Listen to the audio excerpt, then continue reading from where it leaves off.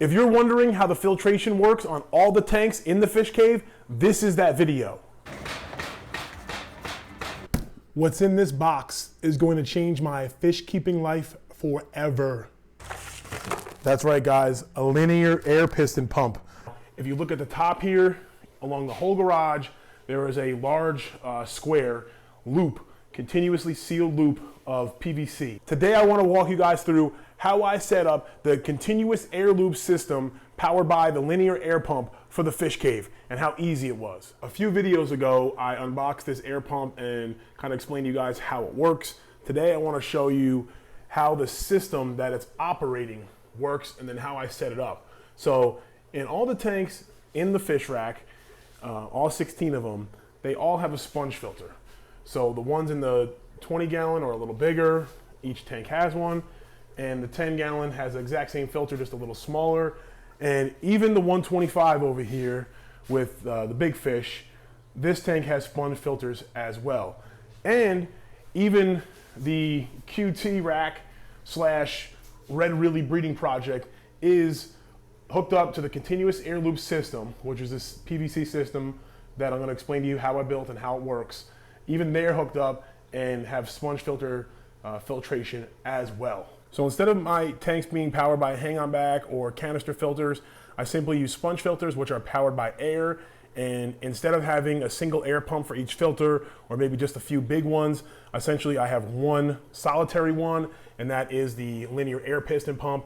They are known for their longevity, and they don't require a lot of maintenance. Now, if you look at the top here, along the whole garage, there is a large square loop, continuously sealed loop of PVC.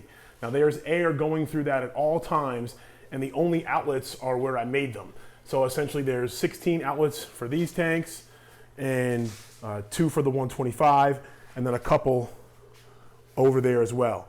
And that will allow pressure, air pressure to be built up, and that way each of the tanks, no matter where they are, have the ability to push air through the filter. And I set it up so that I could add tanks wherever I want throughout the fish room. So if you guys watch some videos, you know that I eventually want to add some tanks here.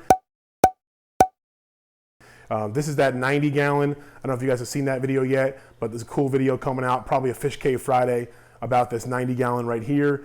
But the air loop system is saved me a lot of work and a lot of electricity bill, essentially, seeing as how I just have one air pump and the initial investment wasn't too much for this 1-inch PVC loop. But let me show you guys a little a time lapse and go over how I actually made it. So if you watched some of my other DIY videos, you'll know that I'm not an expert when it comes to this stuff, but I do my best. So the first thing I wanted to do was make a stand for the linear air piston pump. So I just took some scrap 2x4s and some scrap plywood and tried to cut the angles as best I could just to make a little platform. And I ended up, mounting it to the wall, as you'll see in a second, and then kind of putting some braces there just so it doesn't jostle. Now, it's been here for a while. I've had no issues. It does get pretty hot in the fish cave, and I haven't had issues yet, but one thing is with the heat and the ventilation up there, but so far so good. When it comes to channeling the air, what you want to do is make a closed loop system. Now in my case, I'm able to make a perfect square on the roof of my garage or the ceiling of my garage, and I'm using 1-inch PVC.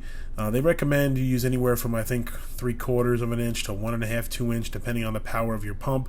1 inch is pretty standard. I could upgrade the pump a little bit if I wanted to. This pump is rated for 25 to 40 tanks, I believe. As you see here, I'm drilling holes in the PVC. I got all my equipment from Jehmco, Jehmco.com. I recommend them highly. They have excellent customer service. Not only can you buy like the pumps, you get the bits and the things that drill threads in the holes. So what I'm doing here is I'm drilling holes everywhere I want to tap in and get an air for a tank. And I'm also, and like I said, they gave me the bit for that, for the valves you'll see that I use. And they also, not only did they give me the bit to drill the hole, I have the bit to make the bevels or the threads inside the hole.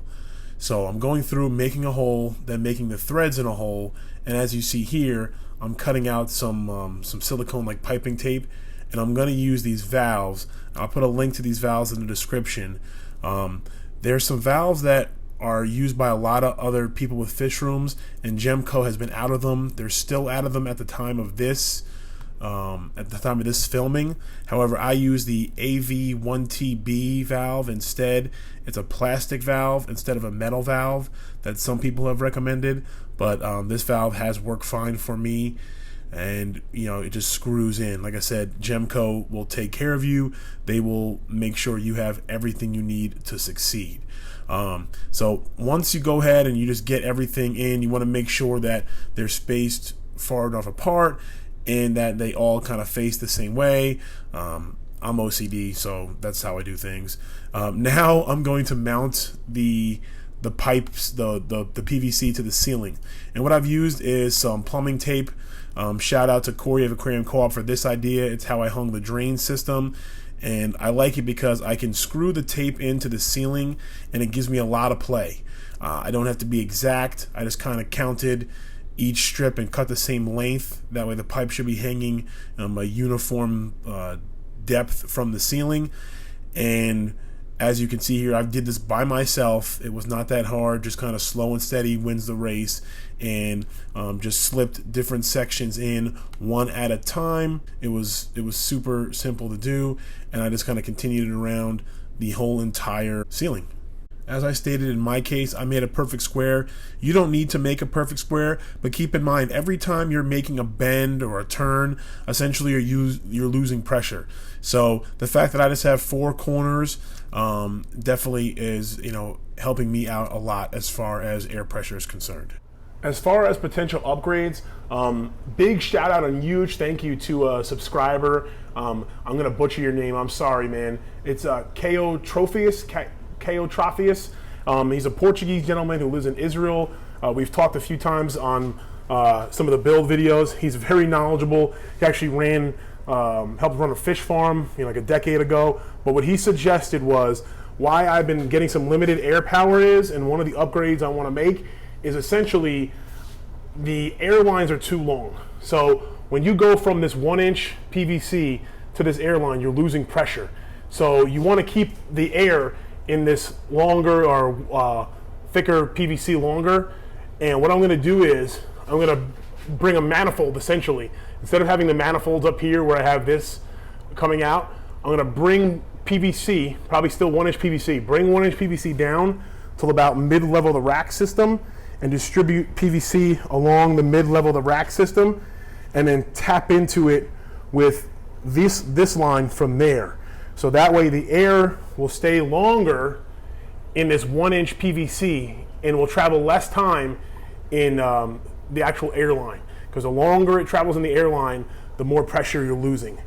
So huge shout out to Keotrophius. Thank you, appreciate it.